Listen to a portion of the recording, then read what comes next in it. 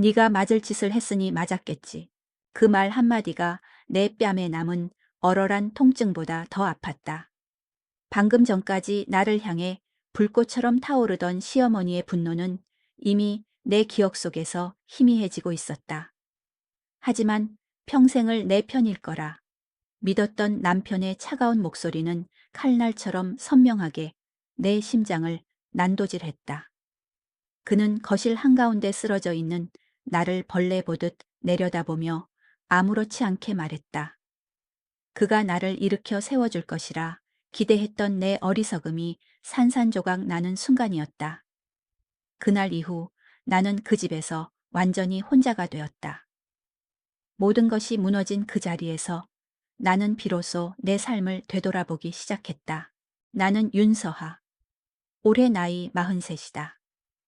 결혼 전에는 촉망받는 공간 디자이너였고 한때는 사랑하는 남자의 아내였으며 한 남자의 딸이었다. 지금은 교회의 작은 아파트에서 혼자 살고 있다. 창문 너머로 보이는 낡은 건물들과 빛바랜 간판들이 왠지 모르게 내 모습과 닮아 있다는 생각이 들 때가 많다. 아침 햇살이 비추면 베란다의 작은 화단이 가장 먼저 빛을 받는다. 흙냄새를 맡으며 물을 주는 일은 하루의 시작이자 내가 아직 살아있음을 느끼게 해주는 유일한 의식이었다. 결혼 생활 10년 동안 나는 내 이름 석자를 잃어버린 채 살았다. 시어머니의 며느리, 남편의 아내로 불리는 것이 익숙해졌다. 내 의견보다는 가족의 뜻이 먼저였고 내 취향보다는 시어머니의 취향이 중요했다. 심지어 내 이름조차 남편에게 여보, 시어머니에게는 아가로 불리는 것이 전부였다.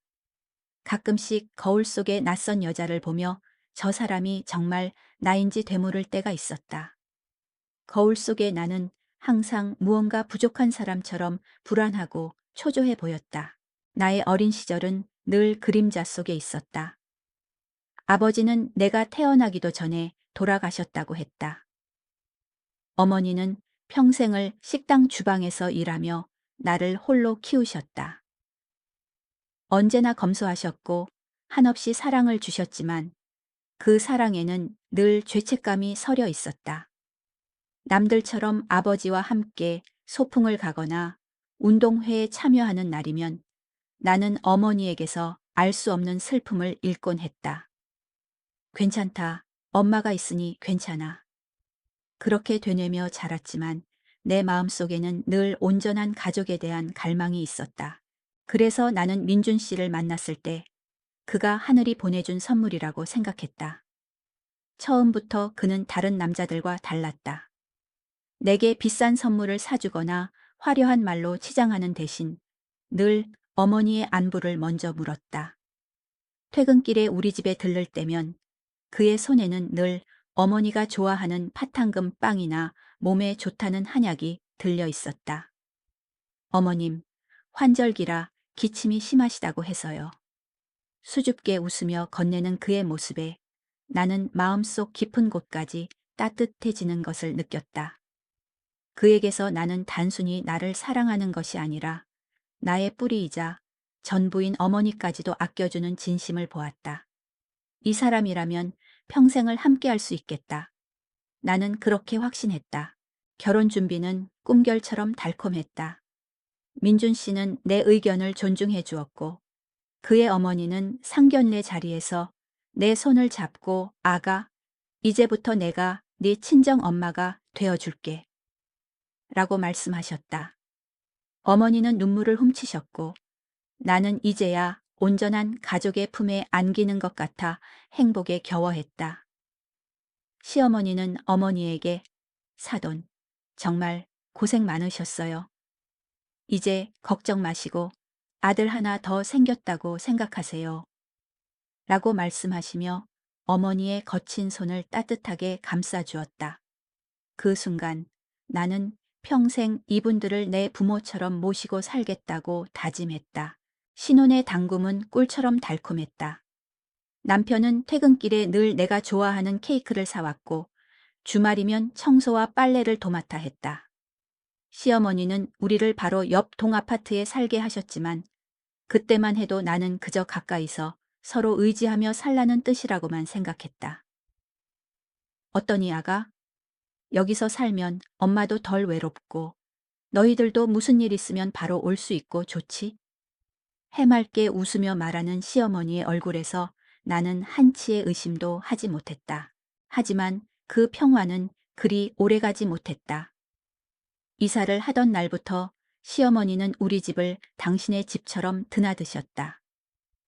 내가 고른 가구 배치를 마음에 들어 하지 않으셨고, 내가 선택한 커튼 색깔을 보고 집이 어두워 보인다며 당장 당신이 골라놓은 화사한 꽃무늬 커튼으로 바꾸게 하셨다.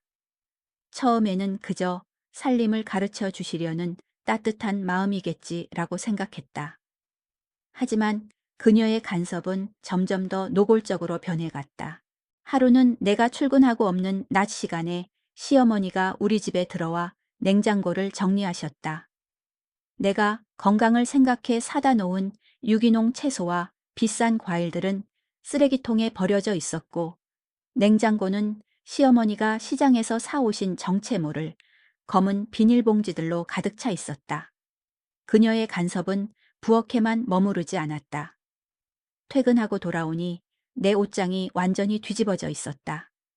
내가 아끼던 원피스와 블라우스들은 사라지고 그 자리에는 시어머니가 사오신 촌스러운 옷들이 걸려 있었다. 너 이런 야한 옷들을 입고 다녔던 거니? 쯧쯧, 시집온 여자는 얌전해야 하는 법이야. 내가 네 옷들 싹 정리해서 버렸다. 앞으로는 내가 사주는 옷만 입도록 해. 그녀의 말에 나는 아무 대꾸도 할 수 없었다. 내 개인적인 공간, 내 취향이 송두리째 짓밟히는 기분이었다. 나는 이 모든 일을 남편에게 털어놓았다. 그가 내 편을 들어주기를, 어머니에게 아내를 존중해 달라고 말해주기를 바랐다. 하지만 그의 대답은 늘 한결같았다. 엄마가 다 자기를 생각해서 그러시는 거지. 당신 돈 아껴주시려고 우리 잘 살라고 그러는 건데 왜 그렇게 예민하게 굴어? 그에게 나는 불평만 하는 예민한 아내였을 뿐이었다. 나는 그때 처음으로 남편에게서 낯선 모습을 보았다. 그에게는 오직 평생을 자신을 위해 희생한 어머니와 그 사랑을 몰라주는 철없는 아내만 존재할 뿐이었다. 나는 영원히 그의 가족이라는 울타리 안으로 들어갈 수 없는 이방인이었다. 불안감은 점점 더 선명해졌다. 남편은 회사에서 중요한 프로젝트를 맡아도 내게 상의하기 전에 시어머니에게 먼저 전화를 걸었다. 수화기 너머로 들려오는 시어머니의 목소리를 들어가며 고개를 끄덕이는 남편의 모습을 볼 때마다 나는 우리가 부부가 맞는지 의문이 들었다. 그 기묘한 모자 관계는 나에게 끊임없는 고립감을 안겨주었다. 내 마음은 차가운 감옥에 갇힌 것처럼 점점 더 시들어갔다. 그러던 어느 날 내가 평생을 사랑하고 의지했던 어머니가 쓰러지셨다는 연락을 받았다. 뇌출혈이었다. 병원 침대에 누워 힘겹게 숨을 쉬는 어머니를 보며 나는 세상이 무너지는 것 같았다. 나는 남편에게 어머니를 함께 돌봐달라고, 한 번만이라도 병원에 함께 가달라고 부탁했다. 하지만 그는 바쁜 프로젝트를 핑계로 매번 나를 외면했다. 내가 지금 회사 일이 얼마나 중요한데 엄마한테는 병원비 좀 보태드린다고 전화해놨어. 그의 무심한 한마디가 비수처럼 내 가슴에 박혔다. 그는 내가 아닌 시어머니에게만 헌신하는 사람이었다. 어머니는 병상에 누워서도 내 걱정뿐이었다. 우리 딸 힘들게 혼자서 다니지 말고 그 사람 민준이 씨한테 부탁해봐. 사위가 좀 보러 오라고. 나는 어머니의 걱정을 덜어드리기 위해 애써 웃으며 거짓말을 했다. 엄마, 민준 씨가 요즘 바빠서 그렇지. 매일 전화하고 있어. 너무 걱정하지 마. 하지만 어머니의 눈빛은 내가 하는 말이 거짓임을 이미 알고 있는 듯했다. 어머니가 돌아가시던 날 장례식장에도 남편과 시어머니는 거의 오지 않았다. 잠깐 들렀다가 얼굴만 비추고는 바쁘다며 자리를 떴다. 사돈, 너무 슬퍼 마세요. 이제 이 나이의 호상이지. 우리 민준이가 곧 상주 역할을 대신할 테니 걱정 말고. 시어머니의 그 말은 장례식장을 찾은 다른 친척들의 눈총을 받게 했다. 어머니의 영정사진 앞에서 나는 내가 얼마나 외로운 싸움을 하고 있었는지 비로소 깨달았다. 어머니가 돌아가신 후 나는 빈집에서 홀로 지내는 시간이 많아졌다. 슬픔은 걷잡을 수 없이, 허락 수 없이 나를 덮쳐왔다. 그러던 어느 날 어머니가 남겨두신 유품을 정리하다가 낡은 상자 하나를 발견했다. 상자 안에는 빛바랜 사진 한 장과 함께 어머니가 젊은 시절에 썼던 일기장이 들어 있었다. 사진 속에는 어머니와 젊고 훤칠한 남자가 함께 서 있었다. 그 남자의 얼굴은 낯설었지만 어딘지 모르게 나와 닮아 있었다. 그리고 일기장에는 알 수 없는 내용들이 빼곡히 적혀 있었다. 그 사람과의 사랑이 이토록 잔인한 대가로 돌아올 줄이야. 서하를 위해서라도 나는 도망쳐야 한다. 그들이 우리를 찾으면 안 돼. 나는 그 글들을 보며 혼란스러워졌다. 평생을 아버지 없이 자랐다고 믿었던 나에게 이 모든 것은 대체 무슨 의미일까? 이 모든 혼란과 상실감이 나를 짓누르던 어느 날, 나는 마침내 터져버렸다. 어머니의 유품을 정리하고 있는 나에게 시어머니가 찾아와 말했다. 아가, 이제 사돈도 돌아가셨으니 너도 이제 우리 집 사람 아니니? 민준이 옷은 왜 이렇게 늦게 다려놨니? 그리고 이 촌스러운 사진들은 뭐니? 다 버려야지. 그녀는 어머니의 사진들을 들고 아무렇지 않게 쓰레기통에 넣으려 했다. 나는 더 이상 참을 수 없었다. 어머니의 유품은 나에게 남은 유일한 온기였다. 나는 처음으로 시어머니에게 대들었다. 어머님, 제발 이러지 마세요. 그건 어머니의 유품이에요. 저에게 남은 유일한 추억이라고요. 내 목소리는 떨렸지만 단호했다.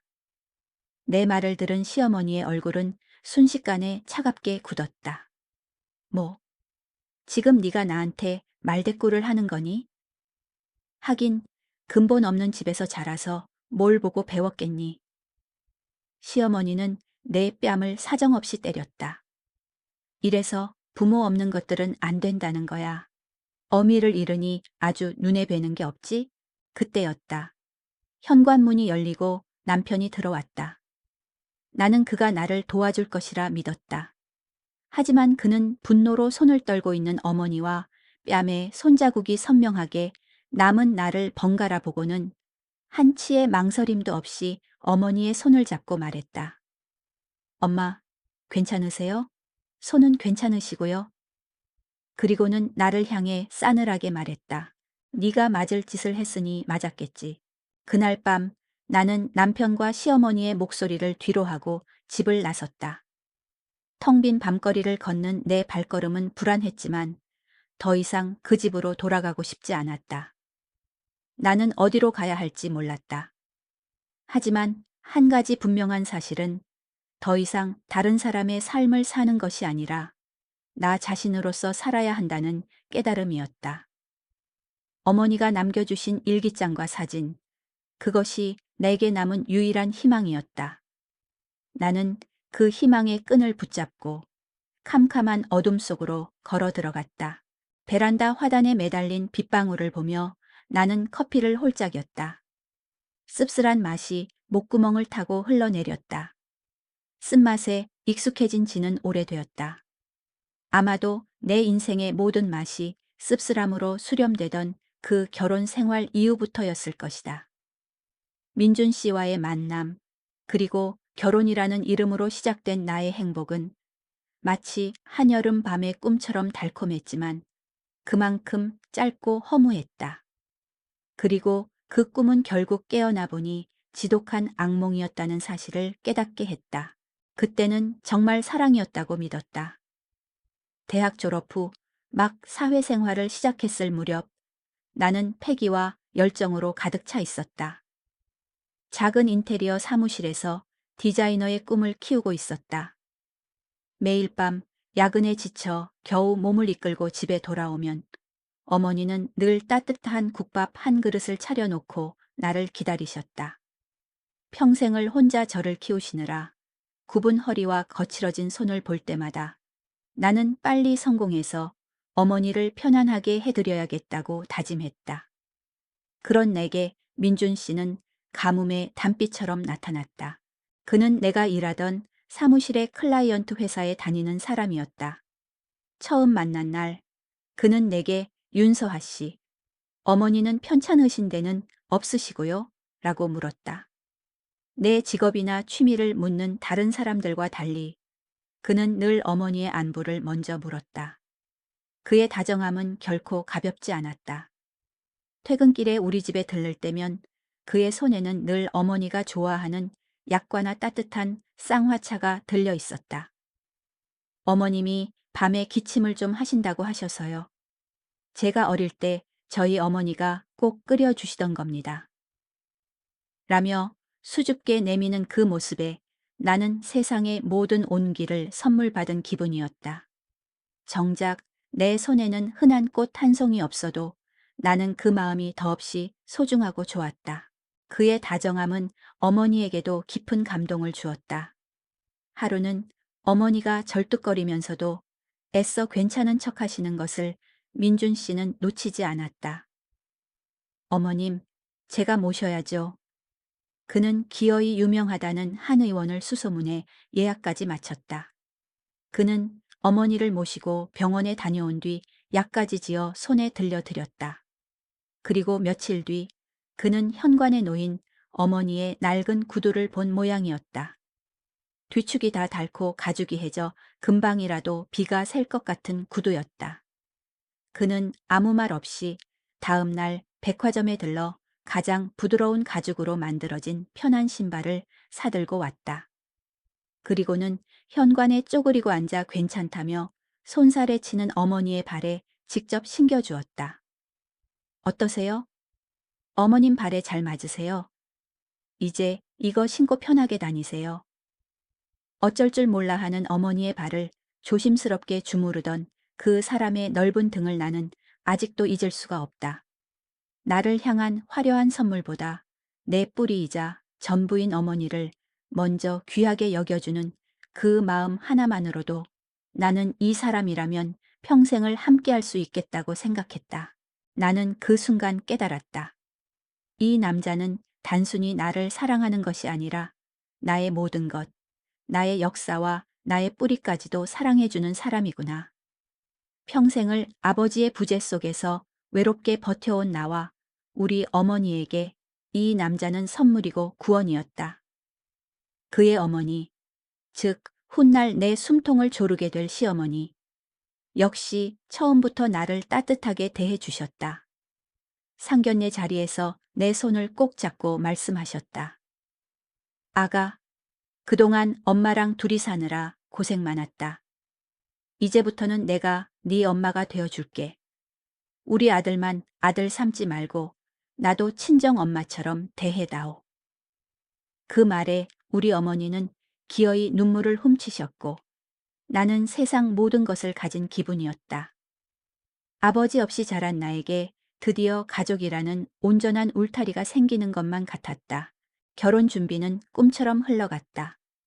민준 씨는 내 의견 하나하나를 소중히 여겼고 시어머니는 철마다 보약을 지어 보내며 내 건강부터 챙기셨다. 우리 새아가 너무 말랐다.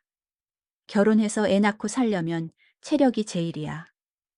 그 따뜻한 말 한마디에 나는 평생 이분들을 내 부모처럼 모시고 살겠다고 몇 번이고 다짐했다. 민준 씨는 우리 어머니에게 두툼한 용돈 봉투를 건네며 말했다. 어머님, 이제껏 서화 혼자 키우시느라 고생 많으셨습니다. 혼순이 예단이니 그런 건 저희가 다 알아서 할 테니 아무것도 신경 쓰지 마시고 어머님 건강만 챙기십시오. 앞으로는 제가 아들 노릇 제대로 하겠습니다. 결혼식 날 나는 세상에서 가장 행복한 신부였다. 순백의 드레스를 입고 민준 씨의 손을 잡고 식장으로 들어서며 나는 이제야 내 자리를 찾았다고 생각했다. 시어머니는 내 손을 잡고 우는 우리 어머니의 등을 다독이며 말했다. 사돈, 왜 우세요? 좋은 날에. 이제 걱정 마세요. 우리 서하, 제가 딸처럼 아끼고 사랑하며 살겠습니다. 제 눈에 흙이 들어가기 전까지는 우리 서하 눈에서 눈물 나는 일은 절대 없을 겁니다. 그때는 몰랐다. 그 모든 다정한 말들이, 그 모든 따뜻한 눈빛이 사실은 내 모든 것을 빼앗기 위한 교묘한 연극이었다는 것을. 나는 그저 가족이 생겼다는 기쁨에 그들이 던지는 독이 든 사탕을 아무 의심 없이 받아먹고 있었던 것이다. 신혼의 당금은 꿀처럼 달콤했지만 그 균열은 아주 사소한 것에서부터 시작되었다. 결혼 후 첫 보금자리를 구하던 날 남편은 내 손을 잡고 시어머니 댁 바로 옆 동아파트로 나를 이끌었다. 어때 자기야? 여기서 살면 어머니도 외롭지 않으시고 우리도 무슨 일 있으면 바로 달려갈 수 있고. 좋지? 그는 해맑게 웃으며 말했다. 나는 아주 잠깐 망설였다. 아무리 좋은 시부모님이라도 이렇게 가까이 사는 것이 괜찮을까? 하지만 나를 바라보는 남편의 기대에 찬 눈빛과 홀로 사실 시어머니를 살뜰히 챙기는 그 효심에 나는 차마 다른 말을 할 수가 없었다. 오히려 이런 생각을 하는 내 자신이 속 좁게 느껴졌다. 그래, 가족이란 본디 이렇게 가까이서 서로 의지하며 사는 것이지. 나는 고개를 끄덕였다. 그것이 모든 불행의 시작이었다. 이사를 하던 날부터 시어머니는 우리 집을 자신의 집처럼 드나드셨다. 아침 일찍부터 찾아와 이삿짐 센터 직원들에게 가구 배치 하나하나를 지시했고 내가 고른 커튼 색깔을 보시고는 집이 어두워 보인다며 당신이 골라놓은 화사한 꽃무늬 커튼으로 바꾸게 하셨다. 내가 잠시 머뭇거리자 내 손에 들린 걸레를 빼앗아 들며 말했다. 아이고 아가, 이런 굳은 일은 어미가 할 테니 넌 저기 가서 좀 쉬고 있어. 먼지 마시면 안 된다. 그때까지만 해도 나는 그저 감사한 마음뿐이었다. 하지만 시어머니의 도움은 이사가 끝난 뒤에도 계속되었다. 우리가 출근하고 없는 낮 시간에 우리 집 비밀번호를 누르고 들어와 냉장고를 정리하고 내가 사다 놓은 식재료들을 보며 혀를 차셨다. 건강을 생각해 사온 유기농 채소와 비싼 과일들은 어느새 쓰레기통에 버려져 있었고 냉장고는 시어머니가 시장에서 사오신 정체 모를 검은 비닐봉지들로 가득 차 있었다. 그녀의 간섭은 부엌에만 머무르지 않았다. 어느 날 퇴근하고 돌아오니 내 옷방이 완전히 뒤집어져 있었다. 내가 아끼던 원피스와 블라우스들이 모두 사라지고 그 자리에는 시어머니가 시장에서 사온 듯한 촌스러운 옷들이 걸려 있었다. 내 옷들은 쓰레기 봉투에 담겨 현관문 앞에 놓여 있었다. 너 이런 야한 옷들을 입고 다녔던 거니? 쯧, 시집온 여자는 얌전해야 하는 법이야. 내가 네 옷들 싹 정리해서 버렸다. 앞으로는 내가 사주는 옷만 입도록 해. 내 월급을 쪼개 사고 친구들과의 약속을 위해 설레는 마음으로 골랐던 내 추억이 담긴 옷들이 그녀에게는 그저 야한 옷들 뿐이었다. 심지어 내 서랍을 열어 속옷까지 확인하고는 색깔이 너무 화려하다며 타박을 놓았다. 내 사적인 공간, 내 취향이 송두리째 짓밟히는 기분이었다. 나는 내가 고른 그릇 세트를 보시고 이건 왜 이렇게 비싼 걸 샀니? 사기 그릇은 무겁기만 하고 설거지하기도 힘들어. 라고 말씀하셨을 때 내가 고른 것이 마음에 든다고 말하고 싶었지만 내 의견은 중요하지 않았다.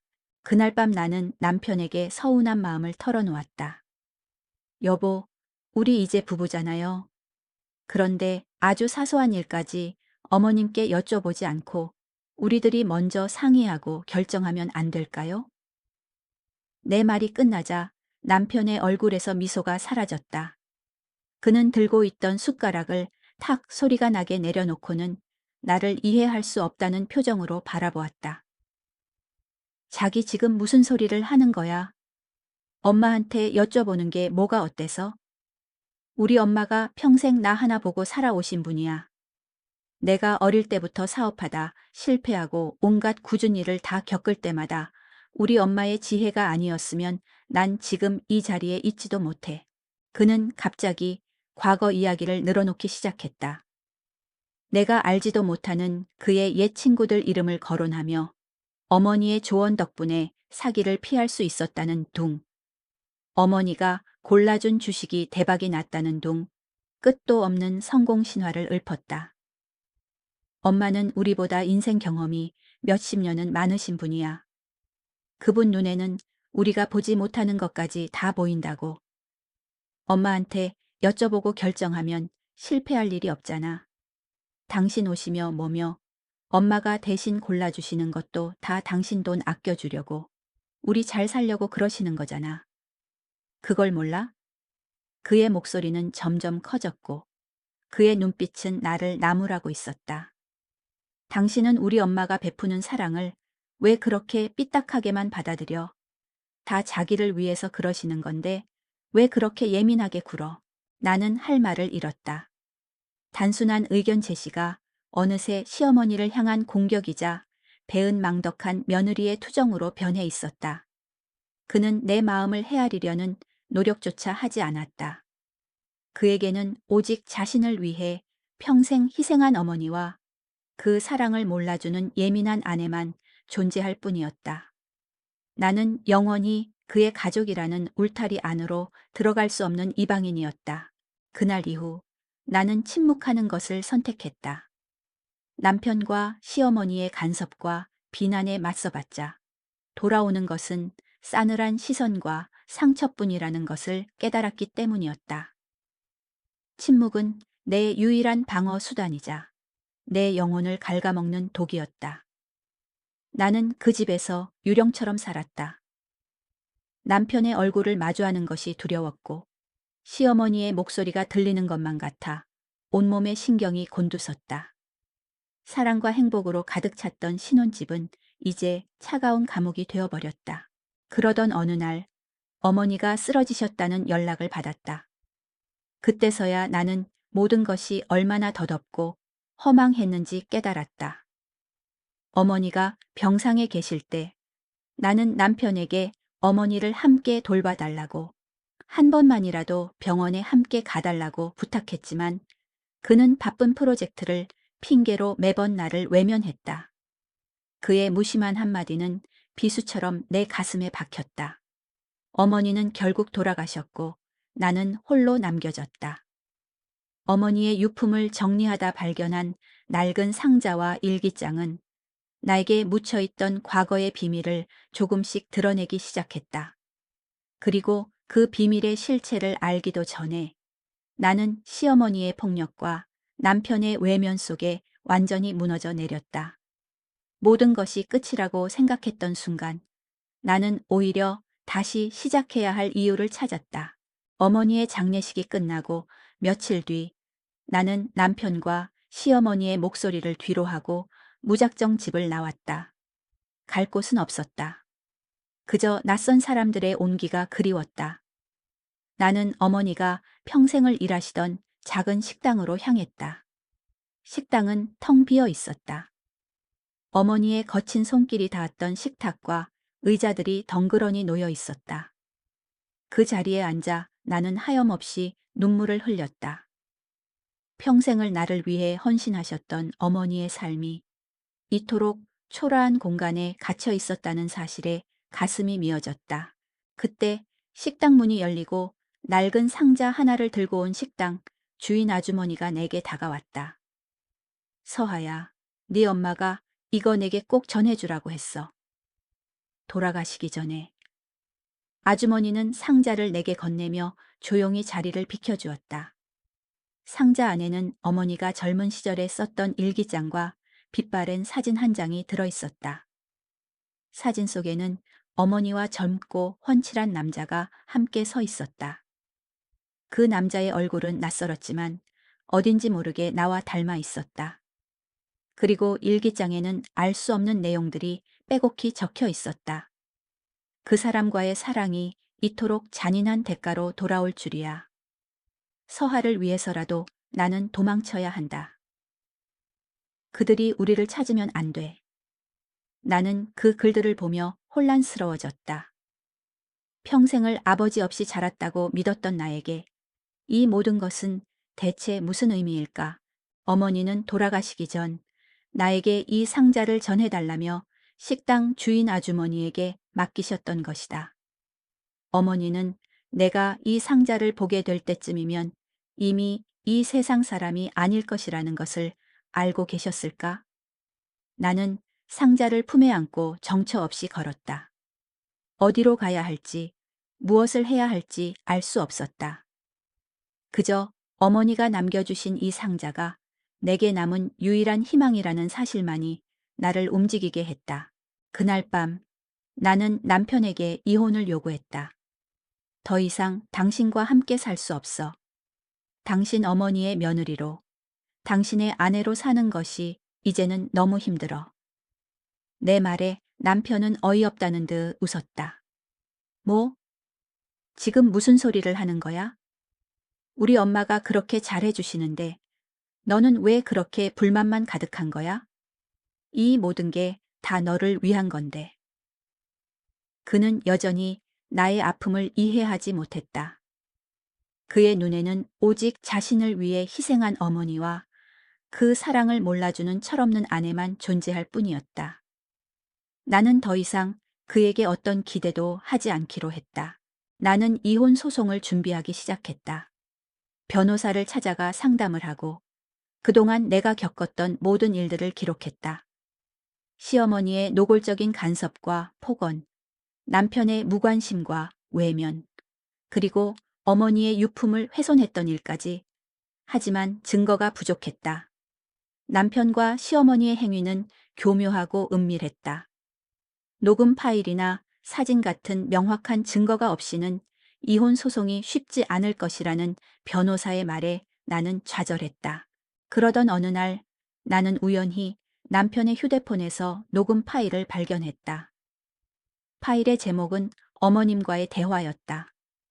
호기심에 파일을 재생하자 시어머니와 남편의 목소리가 흘러나왔다. 민준아, 네 엄마가 얼마나 너를 사랑하는지 알지? 저 애는 네 사랑을 받을 자격이 없어.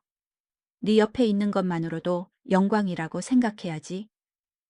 시어머니는 남편에게 끊임없이 나를 깎아내리고 있었다. 내 엄마 말 들어. 네가 더 잘 되는 길이야. 저 애를 멀리하고 네 인생을 찾아. 네 엄마가 너를 위해 희생했듯이 너도 이제 내 인생을 살아야지. 나는 그 녹음 파일을 들으며 온몸에 소름이 돋았다. 시어머니는 나를 처음부터 며느리로 받아들인 것이 아니었다. 그녀는 그저 아들을 빼앗길까 두려워하는 한 여자였다. 그녀는 남편을 자신의 소유물로 여기고 나를 그 소유물을 빼앗으려는 방해물로 생각했던 것이다. 그리고 남편은 그의 어머니의 말에 복종하며 나를 배신하고 있었다. 그 녹음 파일은 나에게 결정적인 증거가 되었다. 나는 변호사에게 녹음 파일을 건네며 이혼 소송을 진행해달라고 요청했다. 변호사는 녹음 파일을 듣고는 충격에 빠졌다. 이런 교묘한 정신적 학대는 처음 봅니다. 이 증거라면 이혼 소송에서 유리한 위치를 차지할 수 있을 겁니다.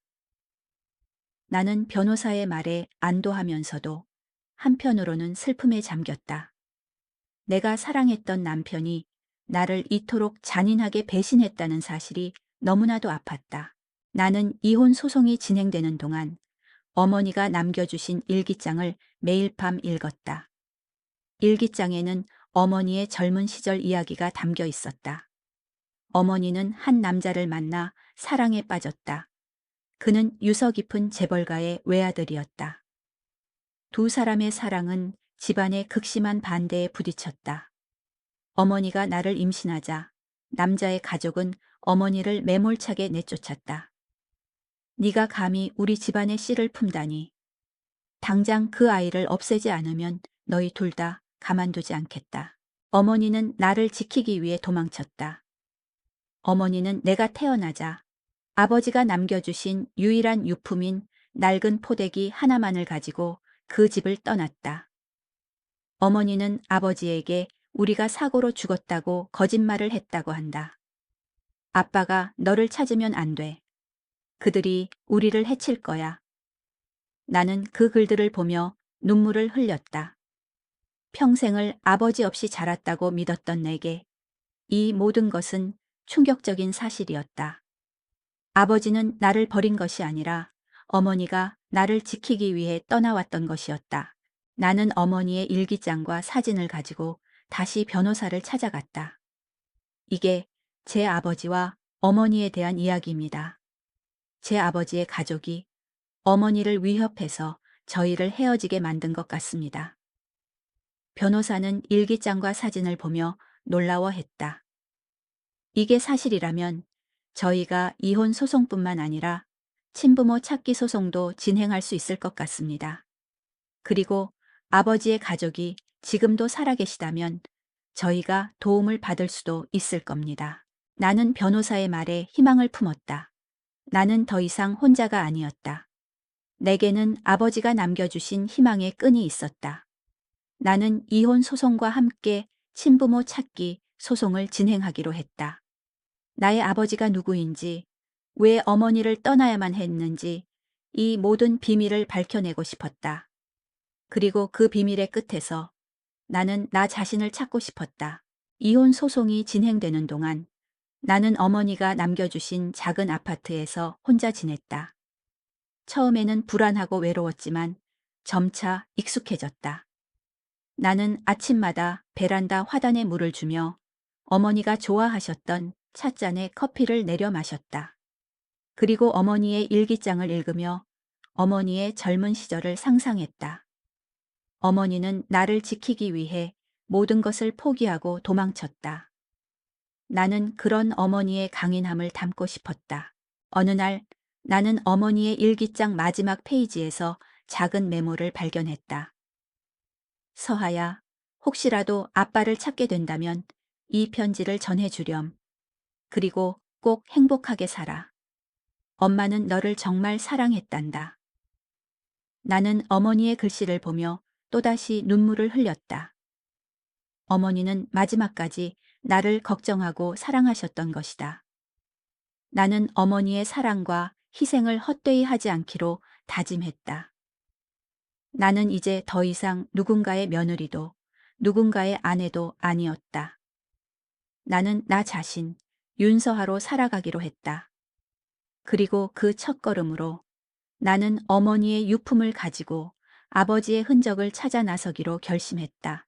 나는 어머니의 일기장과 사진을 가지고 홀로 서울 시내를 헤맸다. 어머니가 젊은 시절 살았다는 동네는 이미 재개발되어 흔적도 찾아볼 수 없었다. 낡은 사진 속 배경은 거대한 빌딩 숲으로 변해 있었고 어머니가 다녔던 학교는 이름조차 바뀌어 있었다. 나는 막막한 현실 앞에서 좌절했지만 포기할 수 없었다. 어머니의 유품은 나에게 남은 유일한 희망이었고 나는 그 희망을 붙잡고 싶었다. 변호사 사무실을 찾아가 어머니가 남겨주신 일기장과 사진을 보여주었다. 변호사는 꼼꼼하게 일기장의 내용을 살피고는 고개를 끄덕였다. 정황상으로는 친부모 찾기 소송이 가능해 보입니다. 하지만 확실한 증거가 없이는 쉽지 않을 겁니다. 아버지의 이름이나 신분, 그리고 그분이 속해 있다는 재벌가의 이름이라도 알아야 하는데 나는 변호사의 말에 또다시 절망했다. 어머니의 일기장에는 아버지의 이름이 단 한 번도 언급되지 않았다. 그저 그 사람이라고만 표현되어 있었다. 어머니는 그 사람의 존재를 세상에 알리고 싶지 않았던 것일까? 나는 어머니의 일기장을 다시 한번 정독했다. 일기장 곳곳에는 알 수 없는 암호 같은 글들이 숨겨져 있었다. 그는 늘 내게 나비 문양이 새겨진 손수건을 선물했다. 우리의 비밀 장소는 늘 강가에 있는 작은 정원이었다. 그가 속해 있는 기업의 이름은 늘 내게 큰 두려움이었다. 나는 어머니의 글을 단서로 아버지의 흔적을 찾아 나서기 시작했다. 나는 인터넷을 통해 과거의 뉴스 기사들과 잡지를 찾아보았다. 30년 전 재벌가에서 일어났던 스캔들이나 사건들을 뒤져보았다. 하지만 아무런 단서도 찾을 수 없었다. 그때 나는 문득 어머니가 남겨주신 낡은 포대기가 생각났다. 어머니는 이 포대기를 내 목숨처럼 아끼셨다. 네 아빠가 내게 남긴 유일한 물건이야. 어머니의 그 말이 떠올랐다. 나는 포대기를 꺼내 자세히 살펴보았다. 포대기 한쪽 구석에는 작은 나비 문양이 수놓아져 있었다. 나는 그 나비 문양을 보자마자 심장이 두근거렸다. 어머니가 일기장에 썼던 나비 문양이 새겨진 손수건이 바로 이것이었을까. 나는 나비 문양을 단서로 다시 한번 인터넷 검색을 시작했다. 나비 문양, 재벌가, 기업, 스캔들 등 여러 가지 키워드를 조합해 검색했다. 그러자 한 기업의 로고가 눈에 들어왔다. 거대한 나비 문양을 형상화한 로고였다. 대성그룹. 나는 그 이름을 보자마자 온몸에 전율이 흘렀다. 어머니가 일기장에서 언급했던 그 기업이 바로 이곳일까? 나는 대성그룹의 홈페이지에 들어가 기업의 연혁을 살펴보았다. 30년 전 그룹의 창업주인 윤태호 회장에게 외아들이 있었다는 사실을 알게 되었다. 그의 이름은 윤석호. 그는 그룹의 후계자였지만 30년 전 불의의 사고로 사망했다는 기사가 실려 있었다. 나는 그 기사를 읽고 충격에 빠졌다. 윤석호. 그의 이름은 어머니의 일기장에서는 언급되지 않았지만 그의 얼굴은 사진 속의 그 남자와 닮아 있었다. 그리고 그의 성은 윤이었다. 나의 성과 같았다. 나는 대성그룹의 비서실에 전화를 걸었다. 안녕하세요. 윤석호 이사님의 딸입니다. 제가 드릴 말씀이 있어서요. 내 말에 비서실 직원은 당황한 듯 잠시 말을 잇지 못했다. 손님, 윤석호 이사님은 이미 30년 전에 돌아가셨습니다. 그리고 이사님에게는 딸이 없었습니다. 직원의 말에 나는 또다시 절망했다. 하지만 포기할 수 없었다. 나는 어머니가 남겨주신 낡은 포대기와 일기장을 들고 대성그룹 본사로 향했다. 대성그룹 본사는 거대한 빌딩이었다. 나는 경비원의 제지를 받으며 로비 한쪽에 앉아 있었다. 그때 중년의 남자가 나에게 다가왔다. 제가 비서실장입니다. 혹시 따님이라고 하시는 분이십니까? 나는 고개를 끄덕였다. 비서실장은 나를 회장실로 안내했다. 회장실에는 백발의 노인이 앉아 있었다. 그의 얼굴은 사진 속 윤석호와 많이 닮아 있었다. 나는 그가 윤석호의 아버지, 즉 나의 할아버지라는 것을 직감했다. 누구냐, 너는? 노인의 목소리는 차갑고 위압적이었다. 나는 떨리는 목소리로 말했다. 안녕하세요. 저는 윤서하라고 합니다. 30년 전 윤석호 이사님과 한 여인 사이에서 태어난 딸입니다. 내 말에 노인은 어이없다는 듯 웃었다. 무슨 헛소리를 하는 거냐? 우리 석회에게는 딸이 없어. 당장 내 눈앞에서 사라져라. 나는 그의 차가운 말에도 굴하지 않았다. 나는 어머니가 남겨주신 낡은 포대기와 일기장을 꺼내 그에게 보여주었다. 이건 어머니가 남겨주신 유품입니다. 포대기에는 아버지께서 직접 수놓아 주신 나비 문양이 새겨져 있습니다. 어머니의 일기장에는 아버지와 어머니의 사랑 이야기가 담겨 있습니다. 나는 포대기와 일기장을 그에게 건넸다. 노인은 떨리는 손으로 포대기와 일기장을 받아들었다. 포대기 한쪽에 수놓아진 나비 문양을 보자 그의 눈빛이 흔들렸다. 그리고 일기장을 읽기 시작하자 그의 얼굴은 점차 하얗게 질려갔다. 이게 정말이냐? 노인은 떨리는 목소리로 물었다. 나는 고개를 끄덕였다.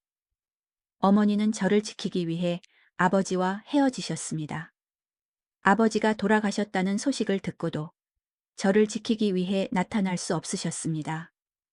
내 말에 노인은 눈물을 흘리기 시작했다. 그는 포대기를 품에 안고 소리 없이 흐느꼈다. 평생을 강철 같은 모습으로 살아왔을 것 같은 노인의 눈물에 나는 마음이 아팠다. 그는 30년 동안 아들을 잃은 슬픔 속에서 살아왔던 것이다. 내 아들, 석호야. 네가 이런 아픔을 간직하고 있었을 줄이야. 노인은 한참을 흐느끼고 나서야 고개를 들었다. 그의 눈에는 슬픔과 함께 차가운 분노가 서려 있었다. 누가 감히, 누가 감히 내 아들의 사랑을 빼앗고 내 손녀를 고통스럽게 만들었느냐. 노인은 내게 물었다. 나는 떨리는 목소리로 말했다. 어머니의 가족, 그리고 저를 위협했던 사람들이 아직도 살아 있습니다. 노인은 비서실장에게 전화를 걸었다. 그의 목소리는 얼음장처럼 차가웠다. 김 실장, 지금부터 내가 하는 말 토시 하나 틀리지 말고 실행해. 30년 전 윤석호 이사님과 관련된 모든 자료들을 찾아내. 그리고 내 아들의 사랑을 빼앗고 내 손녀를 고통스럽게 만든 사람들을 찾아내. 노인은 전화를 끊고 나를 바라보았다. 그의 눈빛은 더 이상 슬픔이 아닌 모든 것을 불태워버릴 것 같은 분노로 가득 차 있었다. 수아야, 이제 괜찮다. 아빠가 다 해결할 거야. 다시는 아무도 내 딸을 함부로 대하지 못하게 만들 거다. 나는 그의 말에 눈물을 흘렸다. 평생을 꿈꿔왔던 아버지의 품에 안기는 순간이었다. 나는 그동안 내가 겪었던 모든 고통과 슬픔을 잊고 새로운 삶을 시작할 수 있을 것 같았다. 하지만 나는 아직 모르고 있었다. 나의 아버지가 누구인지, 왜 어머니를 떠나야만 했는지, 이 모든 비밀의 끝에는 또 다른 진실이 숨겨져 있다는 사실을. 그리고 그 진실은 나의 삶을 송두리째 뒤흔들게 될 것이라는 사실을. 아버지의 집으로 가는 길, 나는 내내 침묵했다. 아니, 침묵할 수밖에 없었다. 지난 40여 년의 세월이 한순간에 부정당한 기분이었다.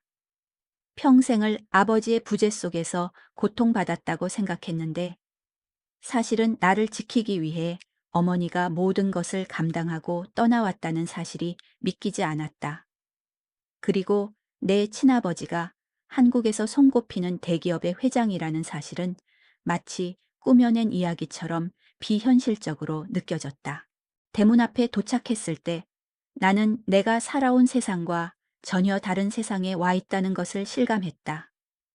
드라마에서나 보던 거대한 저택, 완벽하게 정돈된 정원, 그리고 나를 기다리고 있는 수많은 사람들이 마치 영화 속 한 장면 같았다.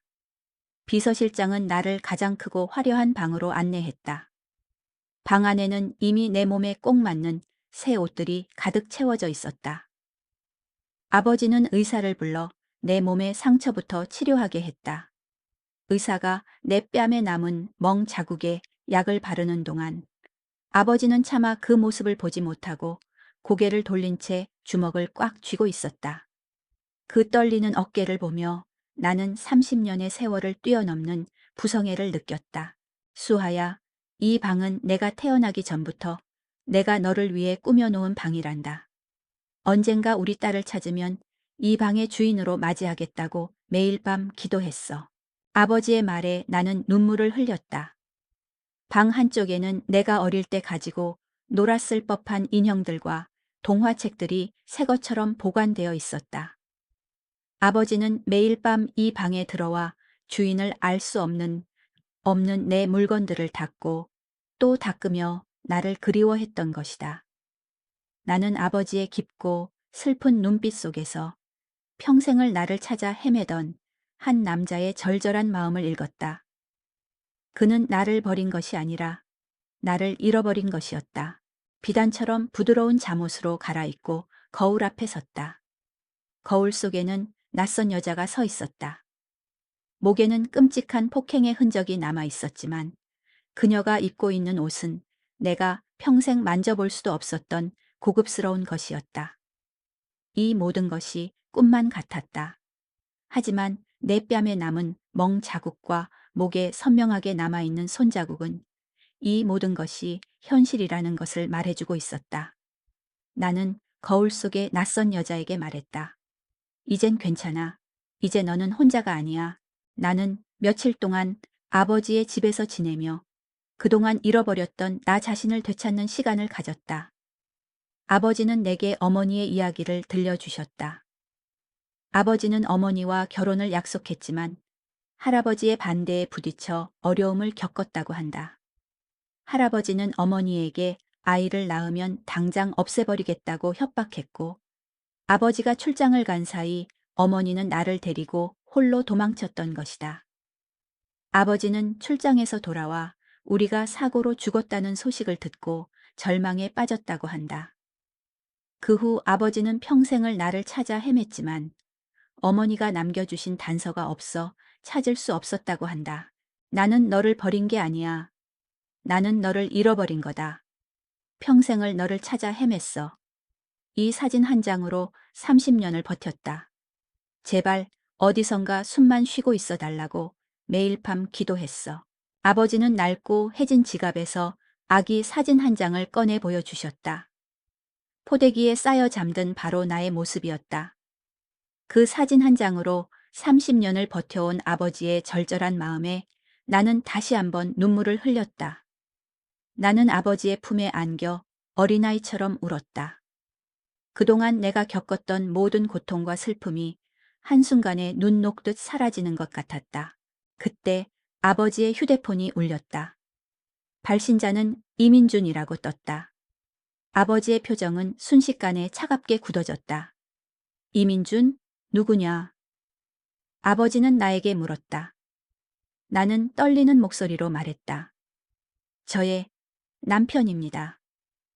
아버지의 얼굴은 분노로 일그러졌다.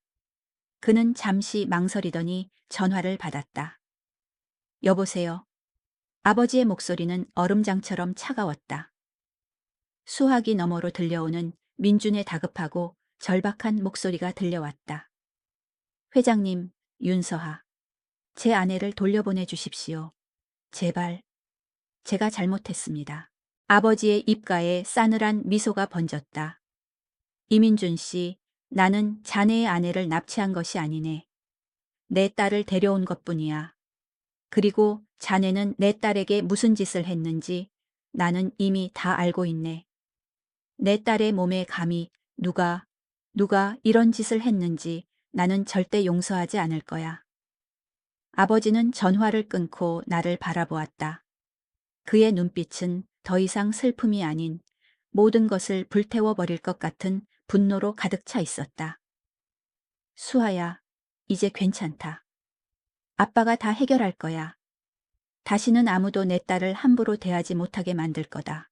그날 밤 나는 잠을 이룰 수 없었다. 내 인생을 송두리째 무너뜨린 남편과 시어머니의 얼굴이 떠올랐다. 그들이 내게 했던 모든 폭언과 폭행이 생생하게 되살아났다. 나는 복수를 결심했다. 그들이 내게 했던 모든 것을 똑같이 되돌려 주겠다고 다짐했다. 나는 더 이상 약한 윤서하가 아니었다. 나는 내 아버지의 딸 윤서하였다. 나는 아버지에게 말했다. 아버지, 그동안 제가 겪었던 모든 일들을 그들에게 똑같이 되돌려주고 싶습니다. 내 말에 아버지는 놀란 듯 나를 바라보았다. 수아야, 복수는 또 다른 복수를 낳을 뿐이다. 네가 행복하게 사는 것만으로도 충분히 그들에게 큰 복수가 될 거야. 나는 아버지의 말에 고개를 저었다. 아니요, 아버지. 제가 행복하게 사는 것만으로는 부족합니다. 그들이 제게 했던 모든 것을 똑같이 되돌려 주어야 합니다. 그래야만 제가 이 모든 고통에서 벗어날 수 있을 것 같습니다. 아버지의 눈빛이 흔들렸다. 그는 잠시 침묵하더니 이내 결심한 듯 말했다. 그래, 알겠다. 네가 원하는 대로 해라. 아빠가 너를 돕겠다. 아버지의 말에 나는 눈물을 흘렸다. 평생을 혼자서 모든 것을 감당해야 했던 내가 이제는 내 편이 되어줄 든든한 아버지가 생겼다는 사실에 안도했다. 나는 복수를 결심했지만 그 복수가 내게 어떤 결과를 가져올지 나는 아직 모르고 있었다. 다음 날 아침 나는 아버지의 비서와 함께 민준의 회사를 찾아갔다.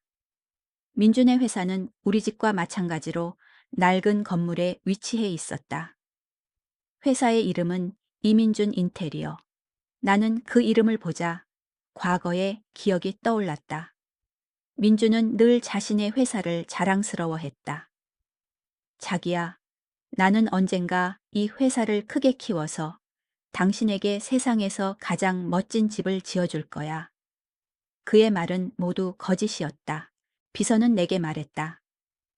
사모님, 김민준 씨의 회사는 태강그룹의 하청을 받아 겨우 유지되는 곳입니다. 회장님께서 이미 태강그룹에 연락을 취해 모든 계약을 해지하셨습니다. 그리고 거래하는 은행과 협력업체에도 알려 김민준 씨의 회사가 다시는 이 바닥에 발을 못 붙이게 만들었습니다. 나는 그 말에 가슴이 서늘해졌다. 아버지의 한마디에 민준의 회사가 한순간에 무너져 내린 것이다. 나는 비서에게 말했다. 아직 부족합니다. 그들의 모든 것을 빼앗아 주세요. 그들이 내게 했던 모든 것 똑같이 되돌려 주세요. 비서는 내 말에 고개를 끄덕였다. 알겠습니다, 사모님. 회장님께 보고 드리겠습니다. 나는 비서와 함께 회사를 떠났다. 나는 민준의 얼굴이 떠올랐다. 그가 얼마나 절망하고 있을까.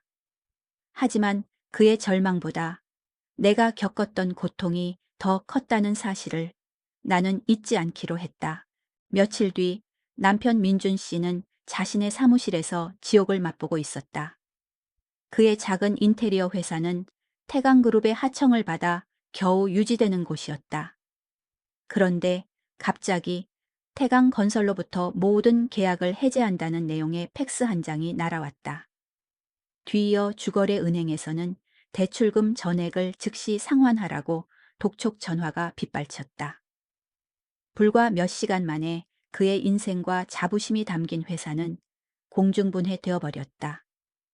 직원들은 웅성거리기 시작했고 협력업체 사장들의 항의 전화가 빗발쳤다.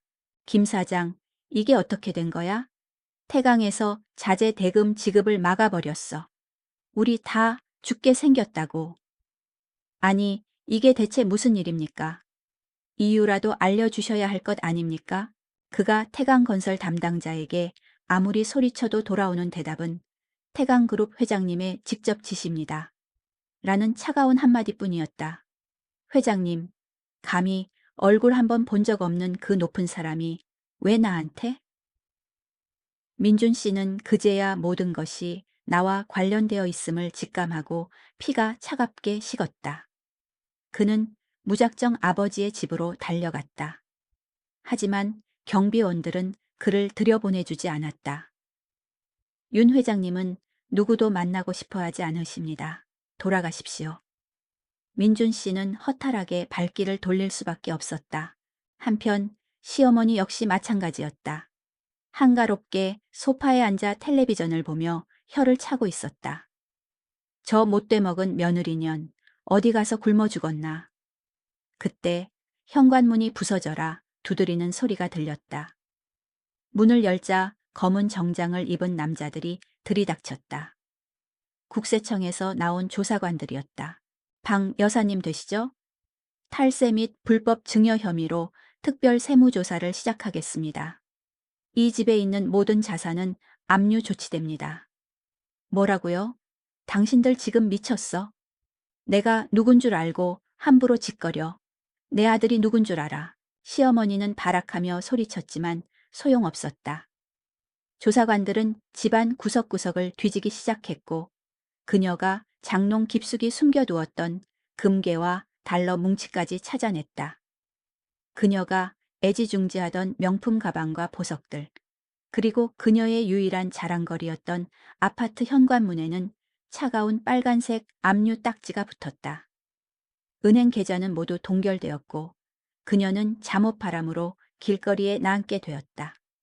이웃들이 문을 열고 수군거리는 소리가 그녀의 귓전을 때렸다. 그날 밤 나는 아버지의 집에서 잠을 이루지 못했다. 그때 아버지의 비서가 나에게 새로운 휴대폰 하나를 건네주었다. 사모님, 김민준 씨가 전화하고 싶다고 해서요. 번호를 저장해 두었습니다. 나는 망설이다 전화를 받았다. 수화기 너머에 다급하고 절박한 목소리가 들려왔다. 서아야, 너 어디야? 제발 전화 좀 받아. 이게 다 어떻게 된 일이야? 내 회사가 망했어. 그리고 엄마 집이 압류당했대. 길바닥에 나앉으셨다고. 서아야, 혹시 너랑 관련된 일이야? 제발 말 좀 해봐. 응? 나는 아무 말도 하지 않았다. 그저 그의 목소리를 듣고 있었다. 그의 절규를 들으며 나는 며칠 전 내 뺨을 때리던 시어머니의 손길과 네가 맞을 짓을 했으니 맞았겠지 라며 나를 외면하던 그의 차가운 눈빛을 떠올렸다. 서화야, 제발. 내가 잘못했어.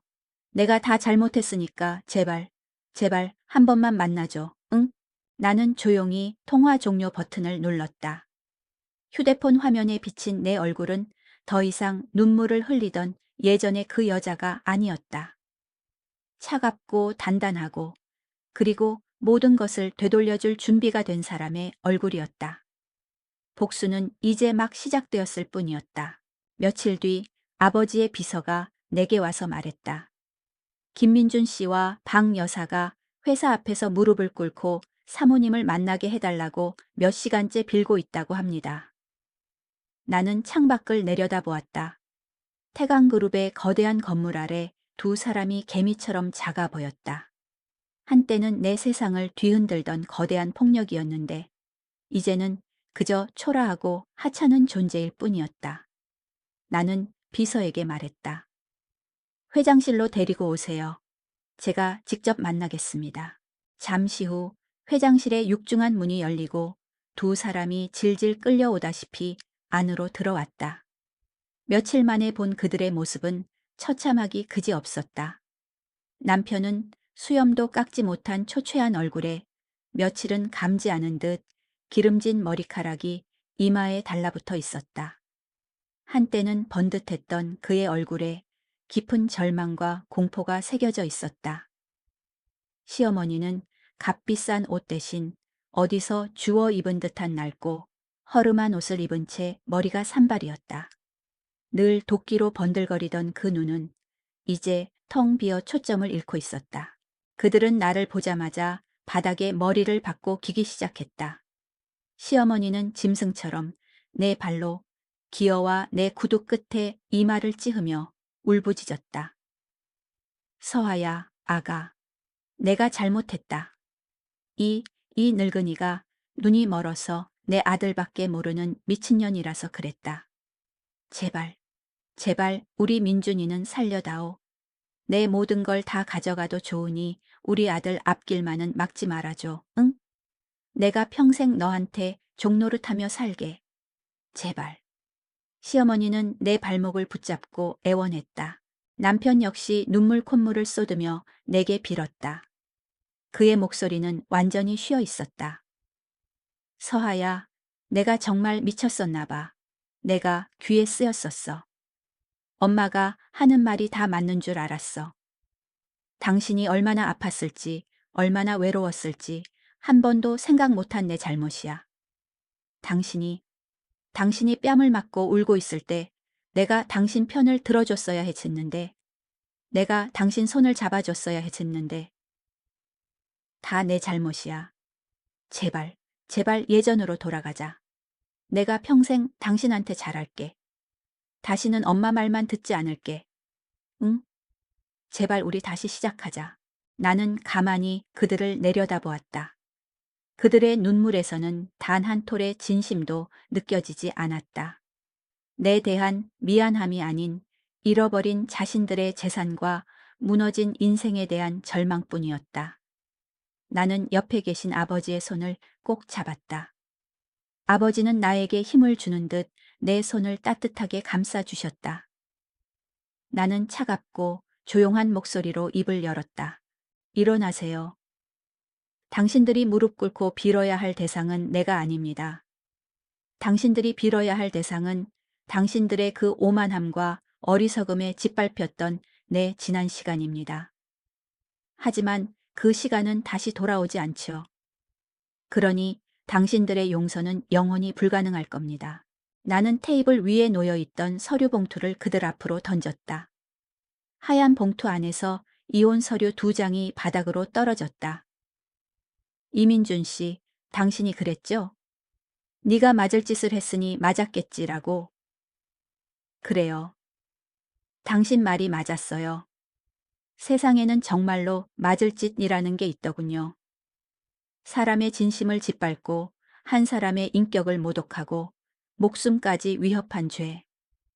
그 죄에 대한 벌을 지금부터 당신들은 받게 될 겁니다. 나는 시어머니를 향해 고개를 돌렸다. 그리고 당신이 버렸던 그 반찬통 기억하십니까? 당신은 겨우 음식 나부랭이를 버렸다고 생각했겠지만 당신이 버린 건 제 어머니의 사랑이었고 제 마지막 희망이었습니다. 당신이 제 목을 조르며 너만 없으면 된다고 했을 때 저는 죽음의 공포 속에서 깨달았습니다. 당신들 인생에서 내가 없어져 주겠다고. 당신들이 그토록 지키고 싶어 했던 그 하찮은 세상에서 내가 영원히 사라져 주겠다고 말입니다. 내 말이 끝나자 아버지가 나지막이 입을 열었다. 내 딸의 인생을 망친 죄, 당신들 인생 전부로도 갚지 못할 것이다. 당장 이 서류에 도장 찍고 내 눈앞에서 사라져. 다시 한번 내 딸 앞에 나타나는 날엔 이 정도로 끝나지 않을 줄 알아라. 두 사람은 결국 떨리는 손으로 이혼 서류에 도장을 찍었다. 비서들에게 끌려나가면서도 그들은 끝까지 내 이름을 부르며 살려달라고 소리쳤다. 육중한 문이 닫히고 회장실에는 다시 정적이 찾아왔다. 나는 그들이 사라진 문을 한참 동안 바라보았다. 속이 시원했지만 마냥 기쁘지만은 않았다. 내 마음속에도 지울 수 없는, 울 수 없는 상처가 남았기 때문이었다. 하지만 후회는 없었다. 그날 이후 나는 내 이름을 되찾았다. 이혼 서류에 도장을 찍고 나서야 나는 비로소 숨을 쉴 수 있었다. 육중한 문이 닫히고 회장실에 다시 정적이 찾아왔을 때 나는 그들이 사라진 문을 한참 동안 바라보았다. 속이 시원했지만 마냥 기쁘지만은 않았다. 내 마음속에도 지울 수 없는 상처가 남았기 때문이었다. 하지만 후회는 없었다. 그날 이후 나는 내 이름을 되찾았다.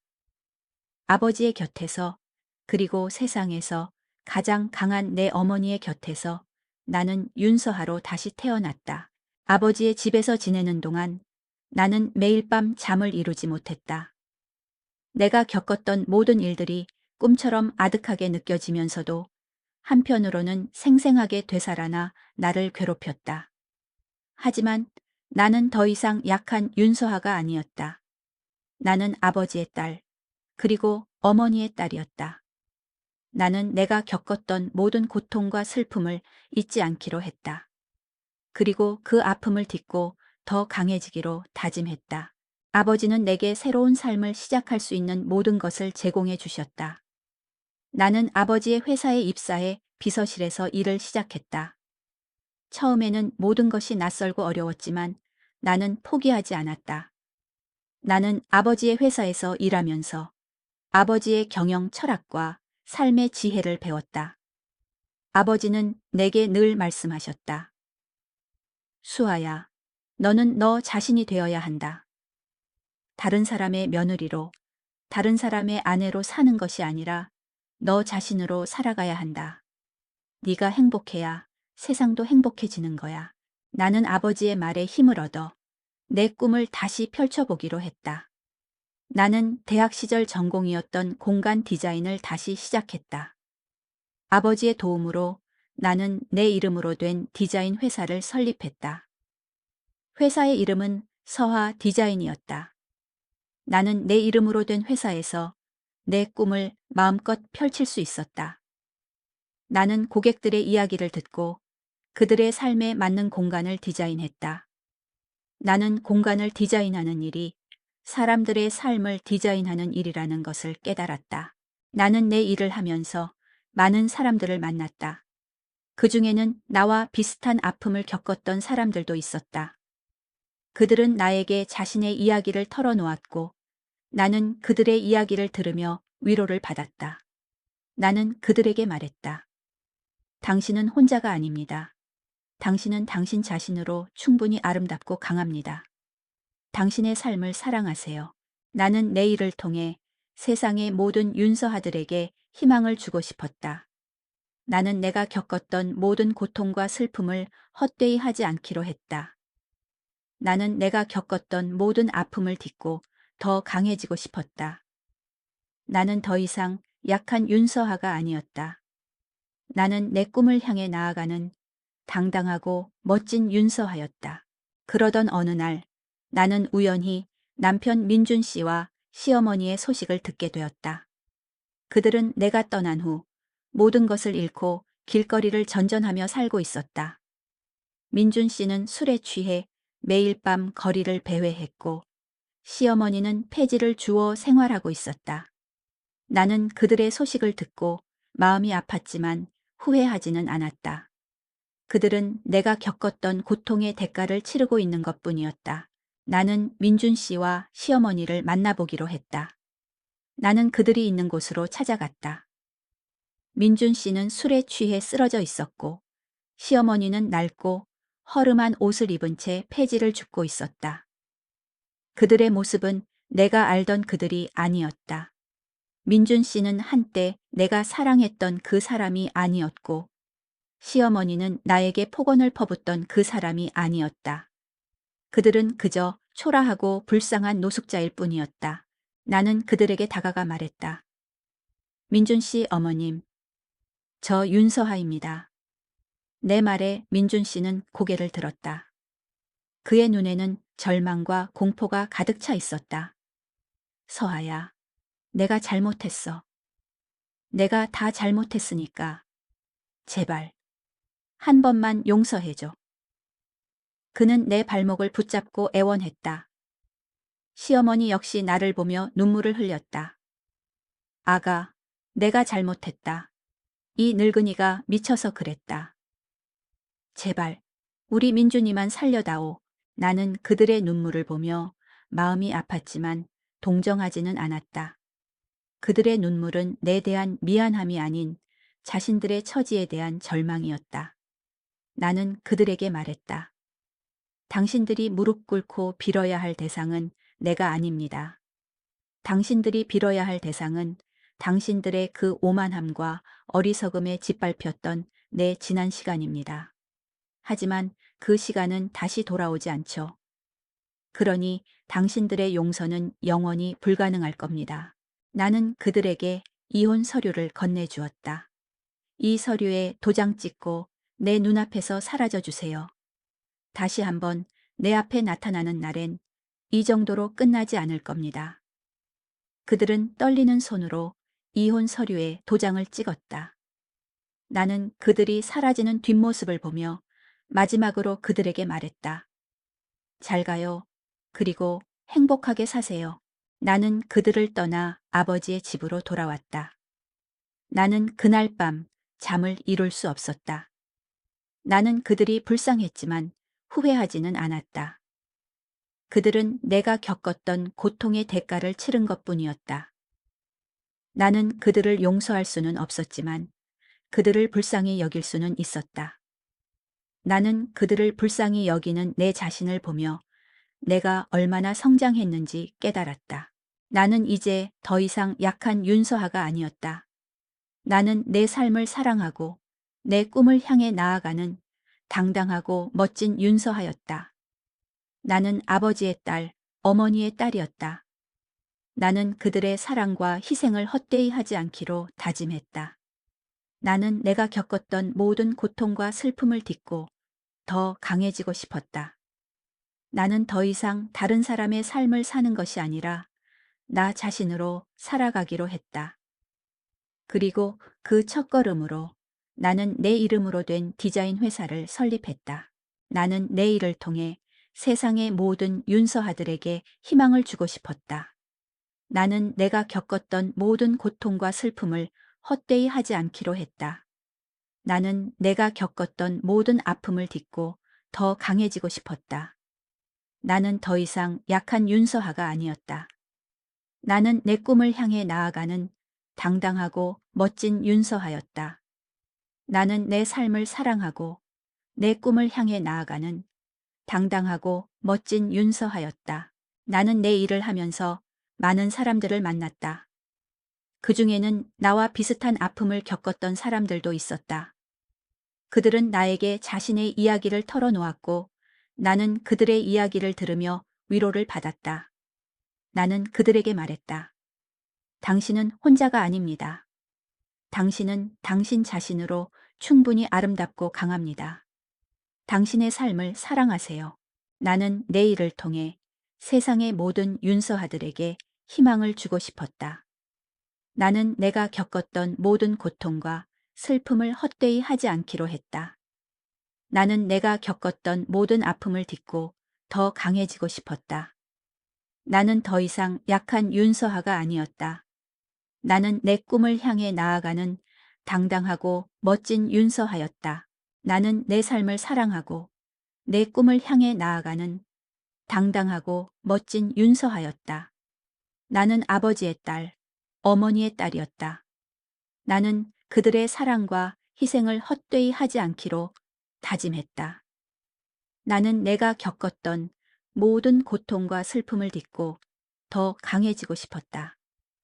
나는 더 이상 다른 사람의 삶을 사는 것이 아니라 나 자신으로 살아가기로 했다.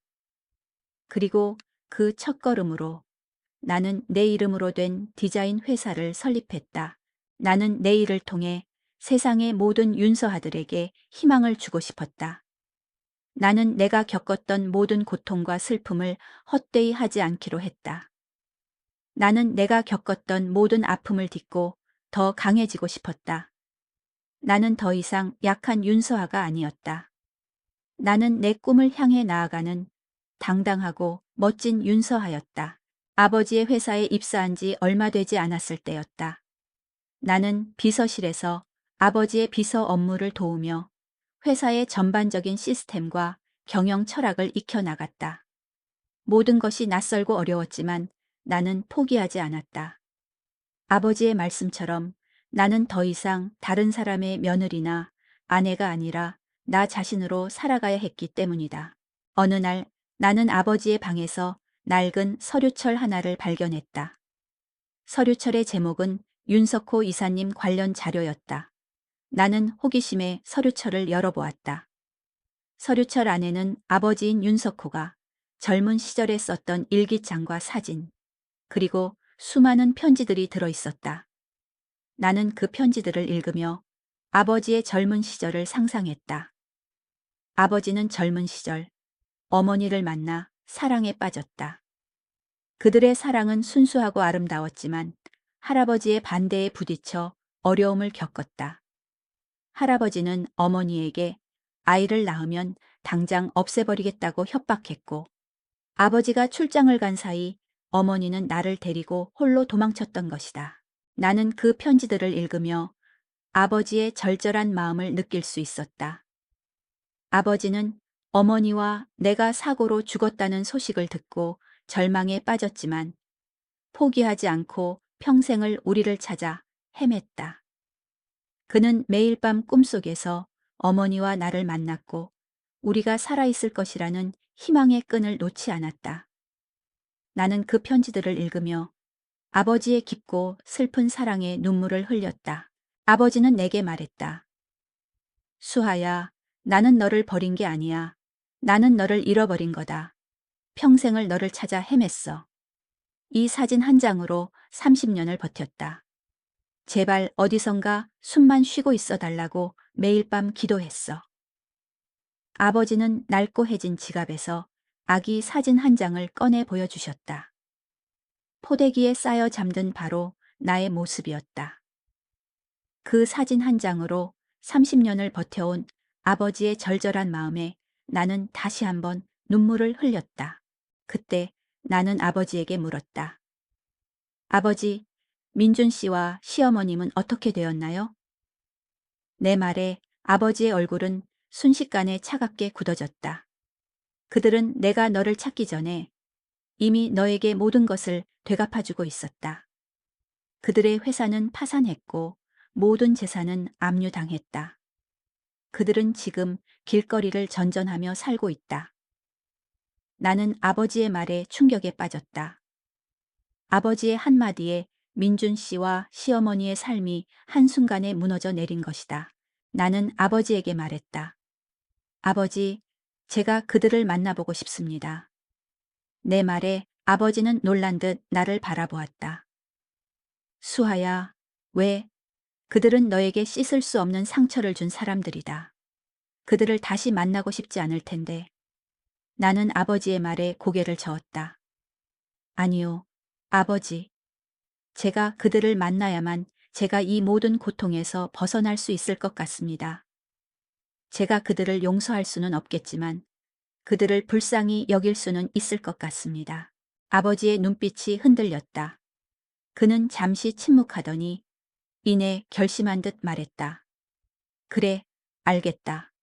네가 원하는 대로 해라. 아빠가 너를 돕겠다. 아버지의 말에 나는 눈물을 흘렸다. 평생을 혼자서 모든 것을 감당해야 했던 내가 이제는 내 편이 되어줄 든든한 아버지가 생겼다는 사실에 안도했다.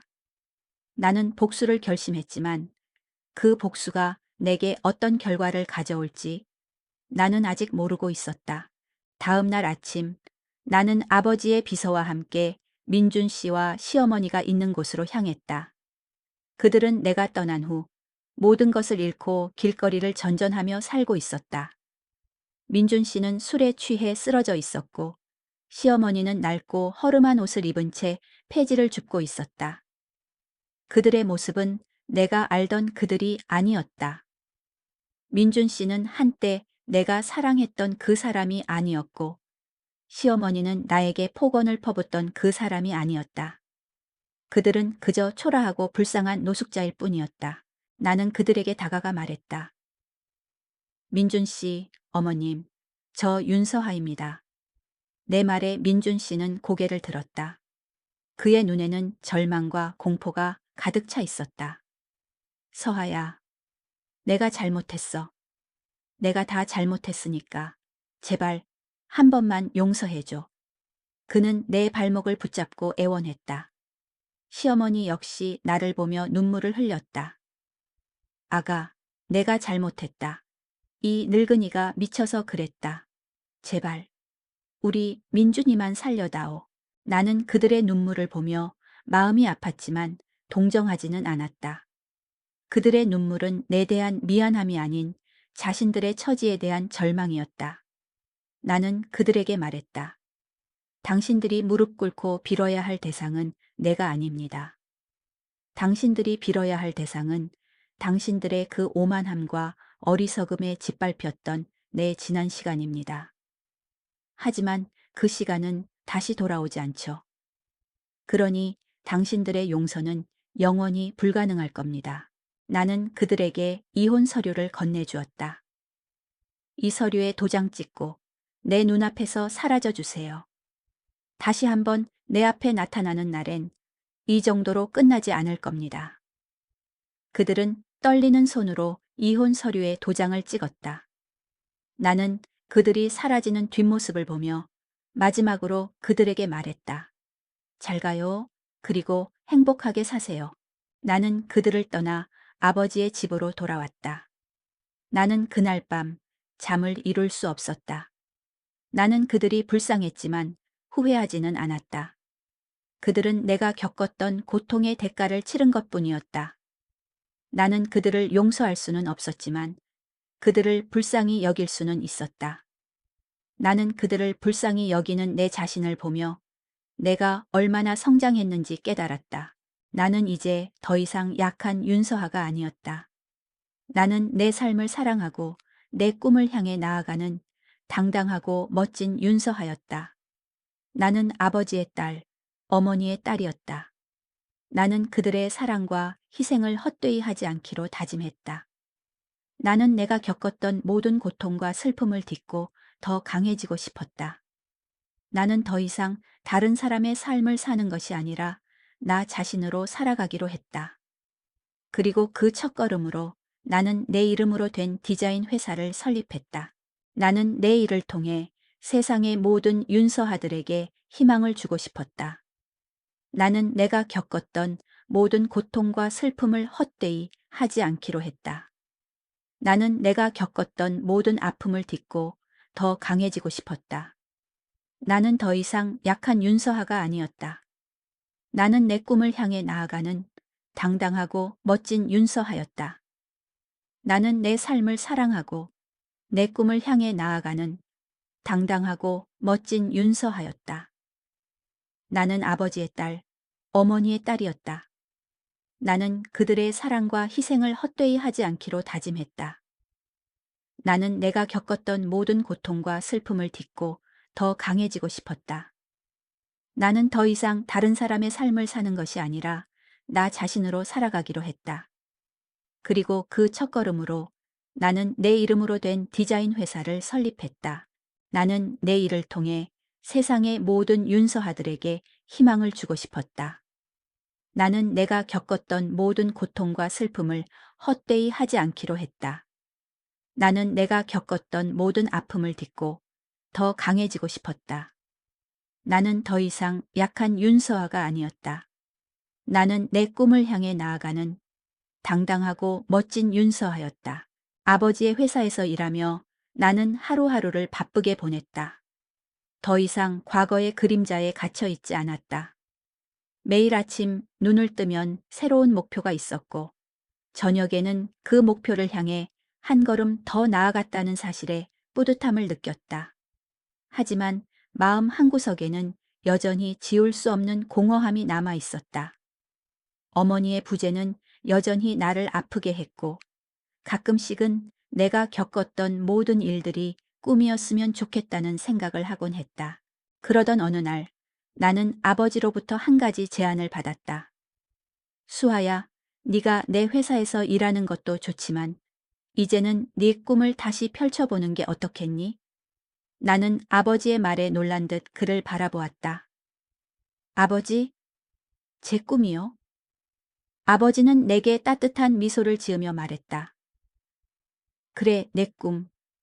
너는 어릴 때부터 공간 디자이너가 되는 게 꿈이었잖니. 네가 좋아하는 일을 하면서 행복하게 살았으면 좋겠다.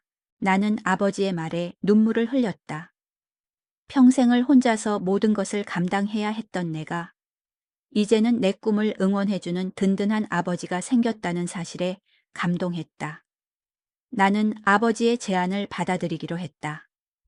나는 아버지의 도움으로 내 이름으로 된 디자인 회사를 설립했다. 회사의 이름은 서하 디자인이었다. 나는 내 이름으로 된 회사에서 내 꿈을 마음껏 펼칠 수 있었다. 나는 내 일을 하면서 많은 사람들을 만났다. 그 중에는 나와 비슷한 아픔을 겪었던 사람들도 있었다. 그들은 나에게 자신의 이야기를 털어놓았고 나는 그들의 이야기를 들으며 위로를 받았다. 나는 그들에게 말했다. 당신은 혼자가 아닙니다. 당신은 당신 자신으로 충분히 아름답고 강합니다. 당신의 삶을 사랑하세요. 나는 내 일을 통해 세상의 모든 윤서하들에게 희망을 주고 싶었다. 나는 내가 겪었던 모든 고통과 슬픔을 헛되이 하지 않기로 했다. 나는 내가 겪었던 모든 아픔을 딛고 더 강해지고 싶었다. 나는 더 이상 약한 윤서하가 아니었다. 나는 내 꿈을 향해 나아가는 당당하고 멋진 윤서하였다. 그러던 어느 날 나는 우연히 남편 민준 씨와 시어머니의 소식을 듣게 되었다. 그들은 내가 떠난 후 모든 것을 잃고 길거리를 전전하며 살고 있었다.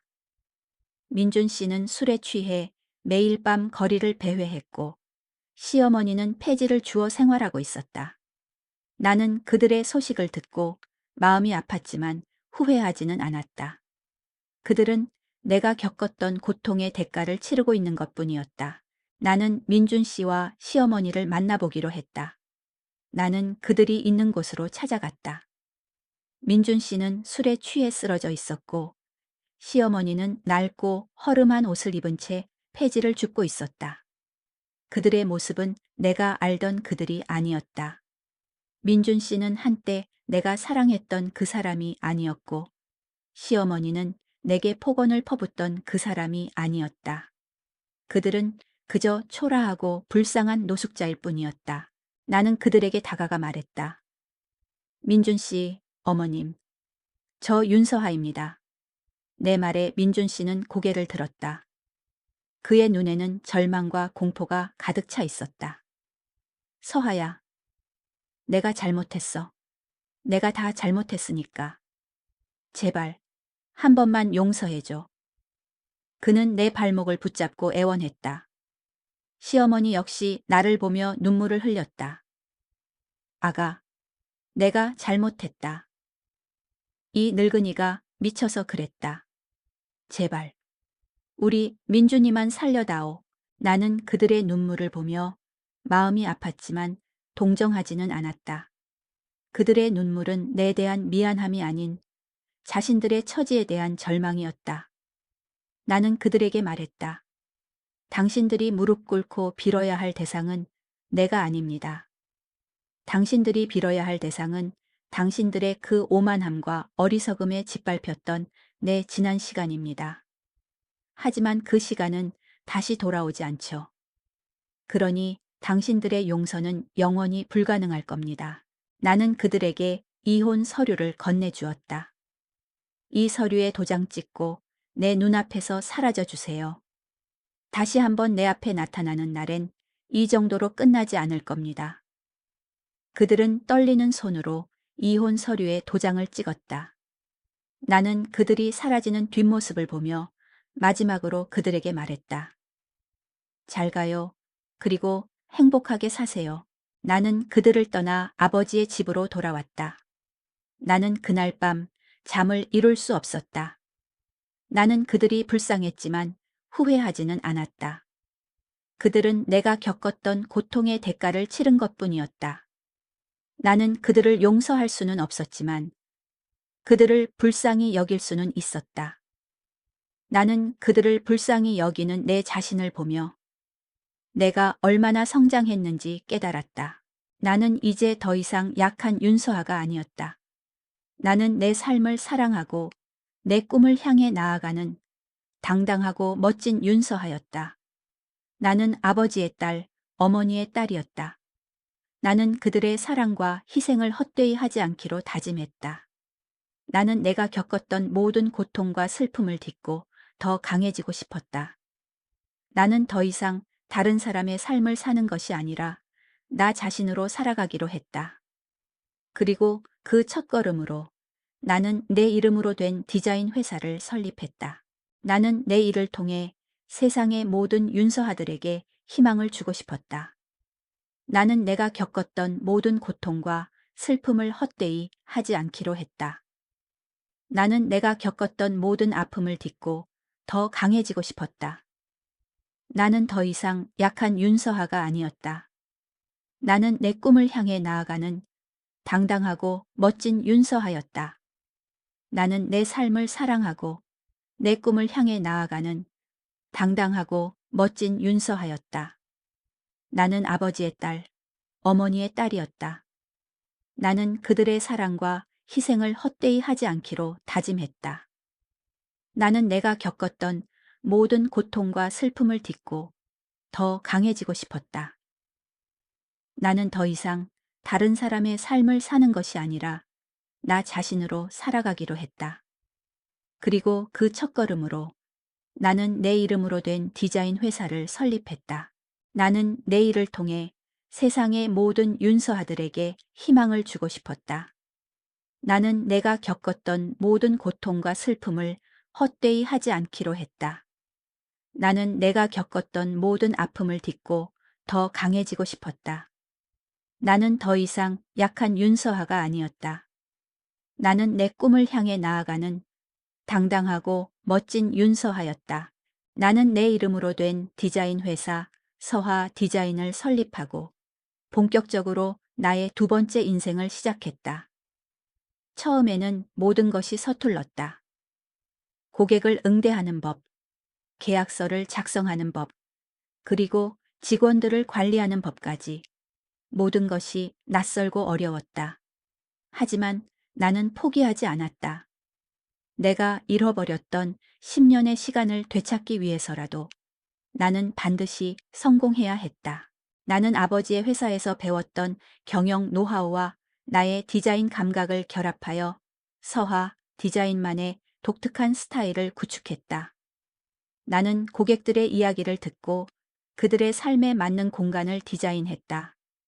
나는 공간을 디자인하는 일이 사람들의 삶을 디자인하는 일이라는 것을 깨달았다. 내가 디자인한 공간에서 사람들이 행복하게 웃고 사랑하며 살아가는 모습을 볼 때마다 나는 내가 얼마나 값진 일을 하고 있는지 느낄 수 있었다. 나는 내 일을 통해 세상의 모든 윤서하들에게 희망을 주고 싶었다. 나는 내가 겪었던 모든 고통과 슬픔을 헛되이 하지 않기로 했다. 나는 내가 겪었던 모든 아픔을 딛고 더 강해지고 싶었다. 나는 더 이상 약한 윤서하가 아니었다. 나는 내 꿈을 향해 나아가는 당당하고 멋진 윤서하였다. 그러던 어느 날 나는 우연히 민준 씨와 시어머니의 소식을 듣게 되었다. 그들은 내가 떠난 후 모든 것을 잃고 길거리를 전전하며 살고 있었다. 민준 씨는 술에 취해 매일 밤 거리를 배회했고 시어머니는 폐지를 주워 생활하고 있었다. 나는 그들의 소식을 듣고 마음이 아팠지만 후회하지는 않았다. 그들은 내가 겪었던 고통의 대가를 치르고 있는 것뿐이었다. 나는 민준 씨와 시어머니를 만나보기로 했다. 나는 그들이 있는 곳으로 찾아갔다. 민준 씨는 술에 취해 쓰러져 있었고 시어머니는 낡고 허름한 옷을 입은 채 폐지를 줍고 있었다. 그들의 모습은 내가 알던 그들이 아니었다. 민준 씨는 한때 내가 사랑했던 그 사람이 아니었고 시어머니는 나에게 폭언을 퍼붓던 그 사람이 아니었다. 그들은 그저 초라하고 불쌍한 노숙자일 뿐이었다. 나는 그들에게 다가가 말했다. 민준 씨, 어머님, 저 윤서하입니다. 내 말에 민준 씨는 고개를 들었다. 그의 눈에는 절망과 공포가 가득 차 있었다. 서하야, 내가 잘못했어. 내가 다 잘못했으니까 제발 한 번만 용서해줘. 그는 내 발목을 붙잡고 애원했다. 시어머니 역시 나를 보며 눈물을 흘렸다. 아가, 내가 잘못했다. 이 늙은이가 미쳐서 그랬다.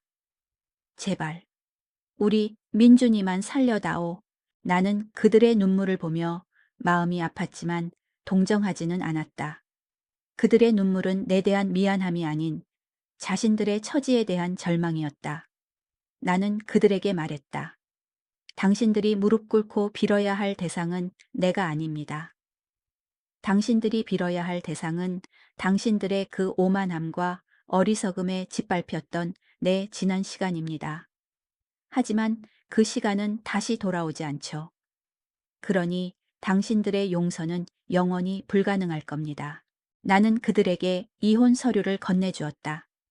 이 서류에 도장 찍고 내 눈앞에서 사라져 주세요. 다시 한번 내 앞에 나타나는 날엔 이 정도로 끝나지 않을 겁니다. 그들은 떨리는 손으로 이혼 서류에 도장을 찍었다. 나는 그들이 사라지는 뒷모습을 보며 마지막으로 그들에게 말했다. 잘 가요. 그리고 행복하게 사세요. 나는 그들을 떠나 아버지의 집으로 돌아왔다. 나는 그날 밤 잠을 이룰 수 없었다. 나는 그들이 불쌍했지만 후회하지는 않았다. 그들은 내가 겪었던 고통의 대가를 치른 것뿐이었다. 나는 그들을 용서할 수는 없었지만 그들을 불쌍히 여길 수는 있었다. 나는 그들을 불쌍히 여기는 내 자신을 보며 내가 얼마나 성장했는지 깨달았다. 나는 이제 더 이상 약한 윤서아가 아니었다. 나는 내 삶을 사랑하고 내 꿈을 향해 나아가는 당당하고 멋진 윤서아였다. 나는 아버지의 딸, 어머니의 딸이었다. 나는 그들의 사랑과 희생을 헛되이 하지 않기로 다짐했다. 나는 내가 겪었던 모든 고통과 슬픔을 딛고 더 강해지고 싶었다. 나는 더 이상 다른 사람의 삶을 사는 것이 아니라 나 자신으로 살아가기로 했다. 나는 내 일을 통해 세상의 모든 윤서아들에게 희망을 주고 싶었다. 나는 내가 겪었던 모든 고통과 슬픔을 헛되이 하지 않기로 했다.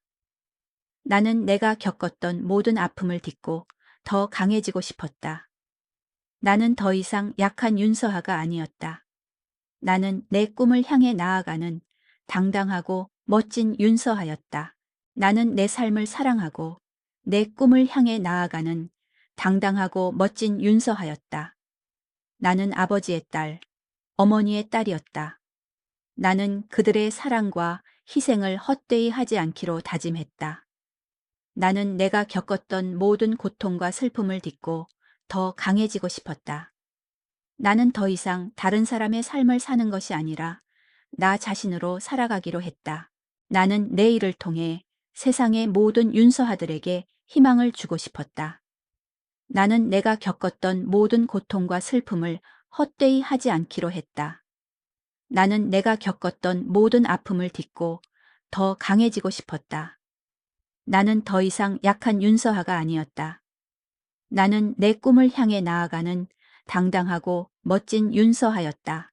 어느 날 오후 나는 새로 디자인한 집의 완공을 축하하기 위해 고객을 만났다.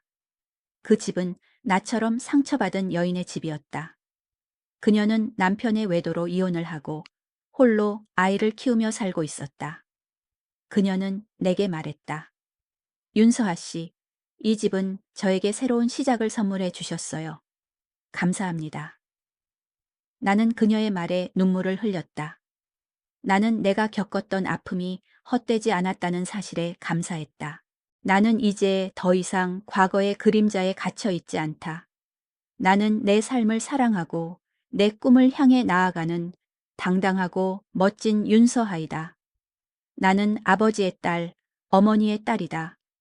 나는 그들의 사랑과 희생을 헛되이 하지 않기로 다짐했다. 나는 내가 겪었던 모든 고통과 슬픔을 딛고 더 강해지고 싶었다. 나는 더 이상 다른 사람의 삶을 사는 것이 아니라 나 자신으로 살아가기로 했다. 나는 가끔씩 어머니의 무덤을 찾아가 꽃을 바치고 어머니의 일기장을 읽는다. 일기장에는 어머니가 나를 낳고 기르면서 겪었던 고통과 슬픔, 그리고 나를 향한 사랑이 고스란히 담겨 있다. 나는 그 일기장을 읽으며 어머니의 강인함과 희생에 감사한다. 어머니는 나를 지키기 위해 모든 것을 포기하고 도망쳤다. 나는 그런 어머니의 강인함을 담고 싶다. 나는 이제 더 이상 혼자가 아니다. 나는 아버지의 사랑과 어머니의 희생 속에서 나 자신으로 다시 태어났다. 나는 내 삶을 사랑하고 내 꿈을 향해 나아가는 당당하고 멋진 윤서아이다. 나는 내가 겪었던 모든 고통과 슬픔을 딛고 더 강해지고 싶었다. 나는 더 이상 다른 사람의 삶을 사는 것이 아니라 나 자신으로 살아가기로 했다. 나는 내 일을 통해 세상의 모든 윤서아들에게 희망을 주고 싶었다. 나는 내가 겪었던 모든 고통과 슬픔을 헛되이 하지 않기로 했다. 나는 내가 겪었던 모든 아픔을 딛고 더 강해지고 싶었다. 나는 더 이상 약한 윤서아가 아니었다. 나는 내 꿈을 향해 나아가는 당당하고 멋진 윤서아였다. 나는 내 삶을 사랑하고 내 꿈을 향해 나아가는 당당하고 멋진 윤서아였다. 나는 아버지의 딸, 어머니의 딸이었다. 나는 그들의 사랑과 희생을 헛되이 하지 않기로 다짐했다. 나는 내가 겪었던 모든 고통과 슬픔을 딛고 더 강해지고 싶었다. 나는 더 이상 다른 사람의 삶을 사는 것이 아니라 나 자신으로 살아가기로 했다.